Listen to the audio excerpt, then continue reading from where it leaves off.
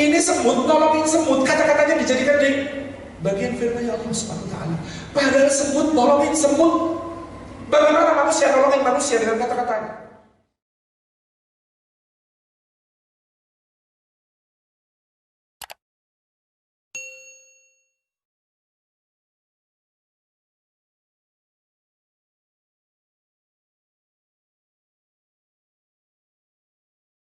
Saya teringat satu sabda Nabi sallallahu alaihi wasallam. Beliau menyatakan, la yu'minu ahadukum hatta yuhibba li akhihi ma yuhibbu li nafsihi. Tidak sempurna iman salah satu di antara kalian. Ini takwil, aslinya berbunyi tidak beriman salah satu di antara kalian sampai dia mencintai untuk saudaranya apa yang dia cintai untuk dirinya sendiri. Dalam syarahnya Imam Nawawi mengatakan, sampai dia cintai untuk saudaranya apa yang dia cintai untuk dirinya sendiri, sampai dia harapkan untuk saudaranya apa yang dia harapkan untuk dirinya sendiri, sampai dia khawatirkan untuk saudaranya apa yang dia khawatiri untuk dirinya sendiri.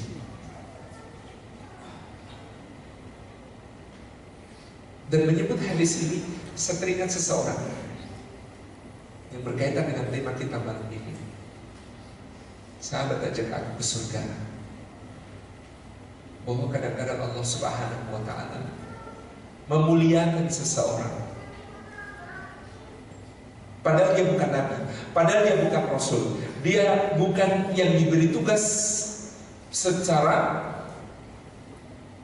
pasti untuk menjadi dai di zamannya.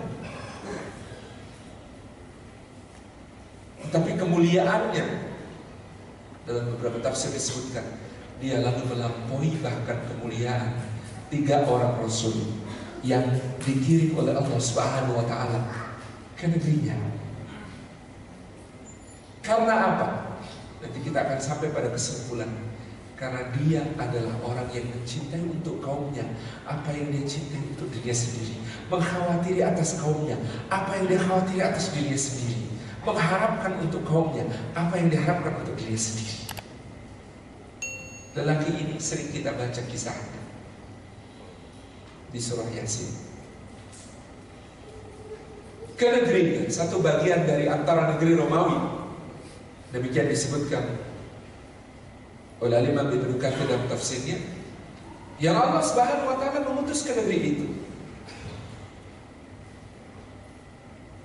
Fa'arsalna ilaihi muthnaini fakadzabuhuma fa'azzazna bitsalits. Diutus 2 orang rasul, apostol. Menurut sebagian riwayat ini adalah murid-murid Isa alaihi salam. Diutus 2 orang rasul, dan 2 rasul itu didustakan dengan keras. Maka Allah Subhanahu wa taala menguatkan dakwah 2 rasul ini dengan orang ketiga yang menyusul kemudian. 3 rasul diutus ke satu tempat, ke satu negeri. Luar biasa. Dan kaum itu tetap membantah, kaum itu tetap mendustakan, kaum itu tetap mengatakan inna tatayyarna bikum la illam tantahu lanarjumannakum. Oh yang bersama al-masal minna adabun alim. Kalian itu cuma bikin kami sial, ngaku utusan Allah. Kami gak percaya sama sekali. Kalau kalian gak mau berhenti, kami pasti akan rajam kalian sampai mati, atau kalian akan menerima dari kami siksaan keras, siksaan yang pedih, menyakitkan. 3 rasul didustakan sedemikian rupa, dakwah mereka mentok. Maka Allah Subhanahu wa taala menggambarkan kepada kita sebuah kepahlawanan dari orang biasa. Allah mengatakan, wa jaa'a min aqsal madinati rajulun yas'a qala ya qaumi ittabi'ul mursalin. Dan datang dari ujung kota yang jauh bergegas-gegas seorang lelaki Dia mengatakan, wahai kaumku, ikutilah para utusan Allah itu.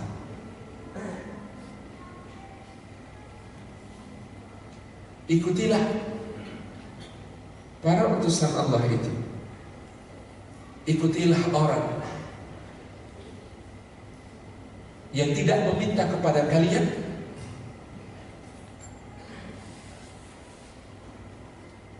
upah, balasan, ganjaran dari apa yang mereka serukan. Dan mereka itu orang yang mendapatkan petunjuk Allah. Ittabi'u man la yas'alukum ajran wa hum muhtadun. Lelaki ini tidak disebut namanya untuk menunjukkan kepada kita bahkan siapapun di antara kita punya peluang untuk berada di posisi lelaki ini.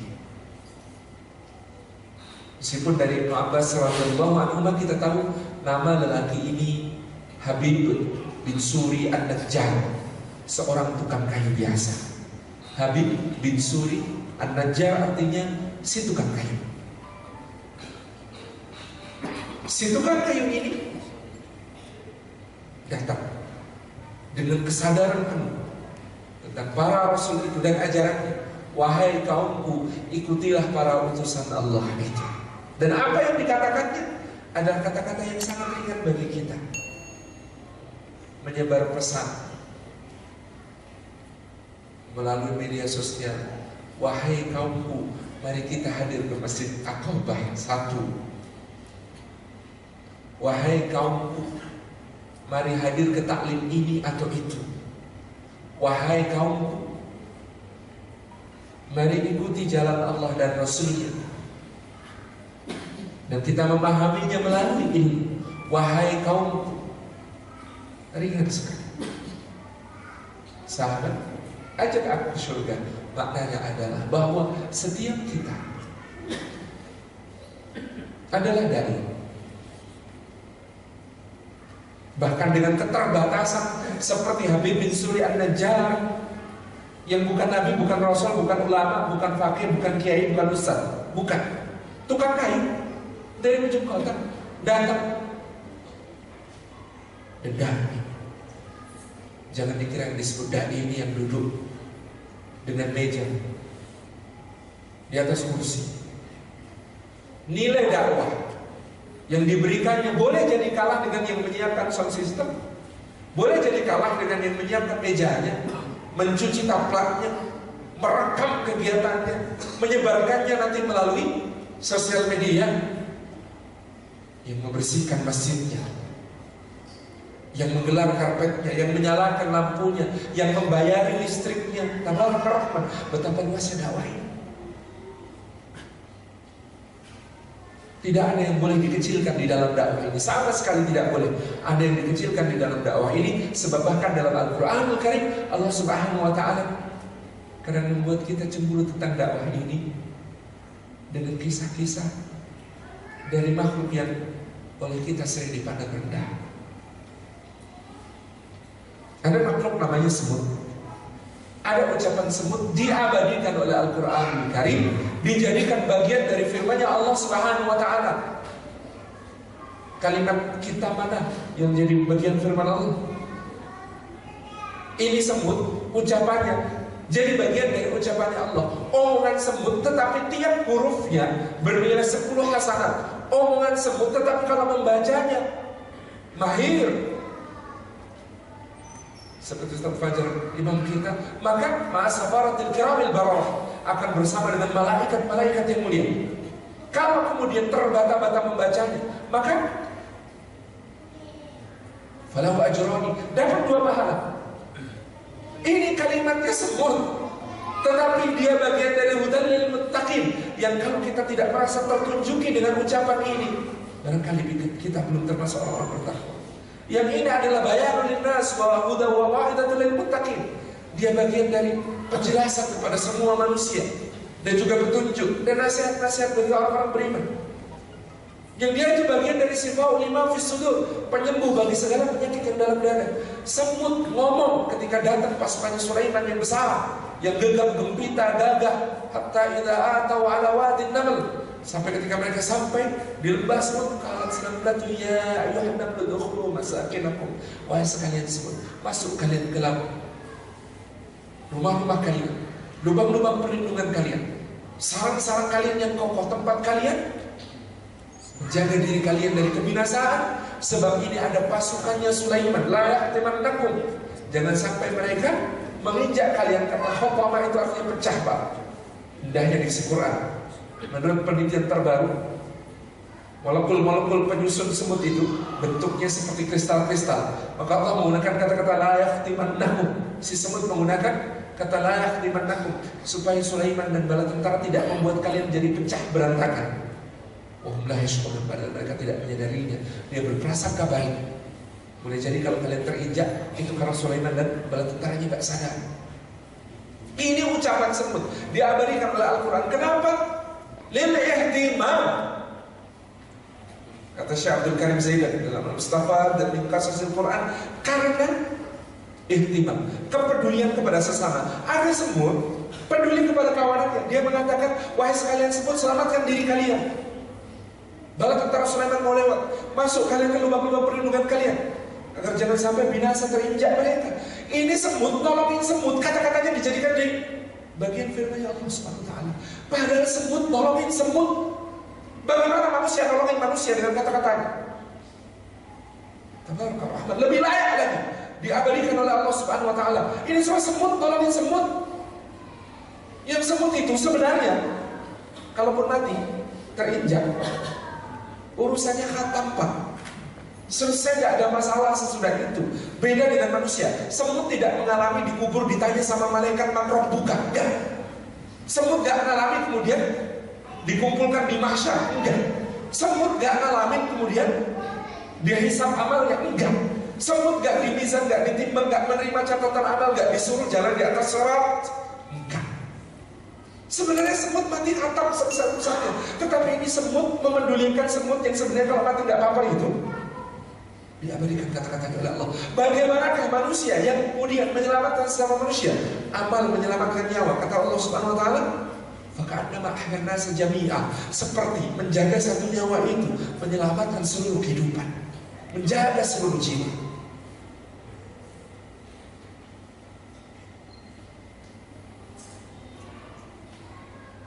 Apalagi menyelamatkan akhiratnya manusia. Apalagi menyelamatkan akhiratnya manusia. Seperti apa penghargaan Allah baginya? Karena manusia itu matinya berat. Kata Abu Bakar As-Siddiq radhiyallahu anhu, mati itu lebih berat dari hidup.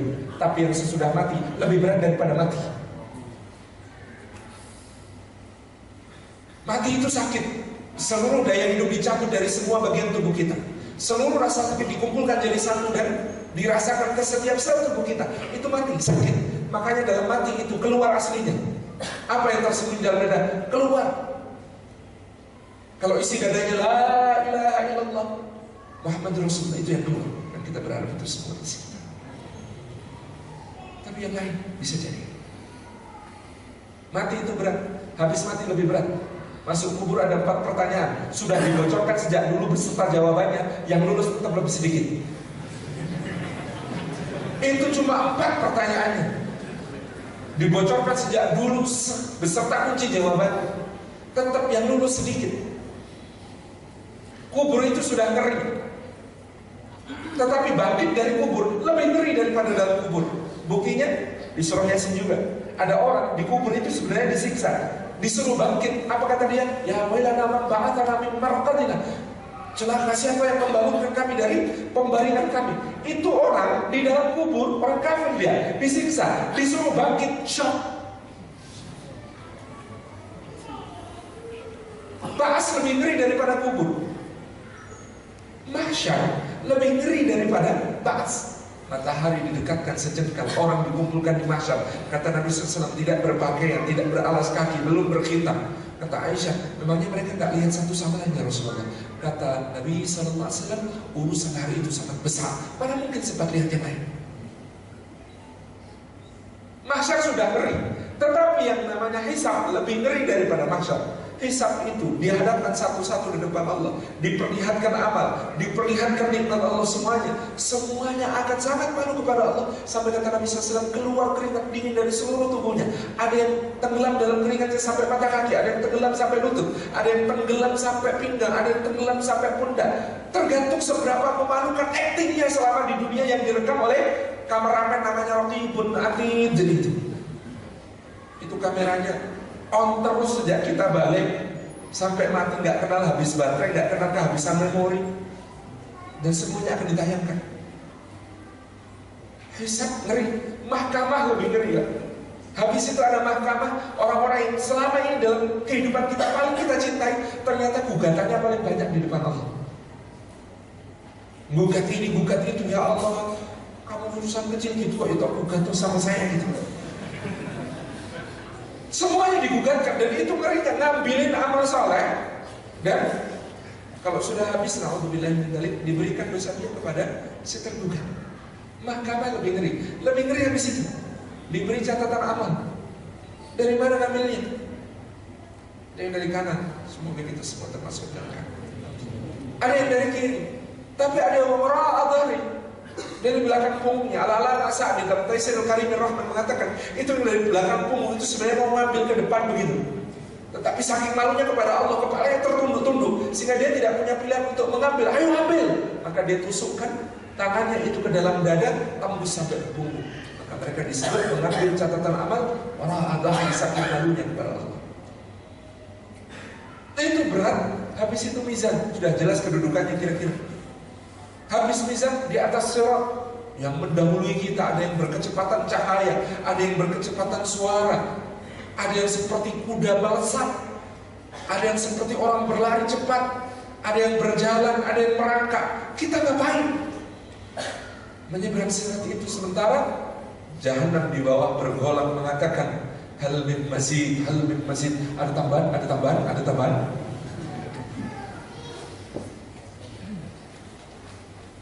Jadi menyelamatkan hidup manusia seperti apa? Menyelamatkan akhirat manusia seperti apa? Itulah dakwah. Ihtimam luar biasa. Nilainya di sisi Allah Subhanahu wa taala.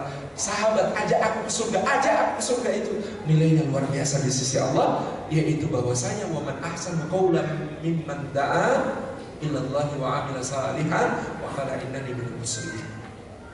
Wa man ahsanu qawlan, istifham inkari, maknanya memang tidak ada sama sekali orang yang lebih baik perkataannya daripada orang yang menyeru ke jalan Allah, beramal saleh dan mengatakan sesungguhnya aku termasuk orang-orang muslim.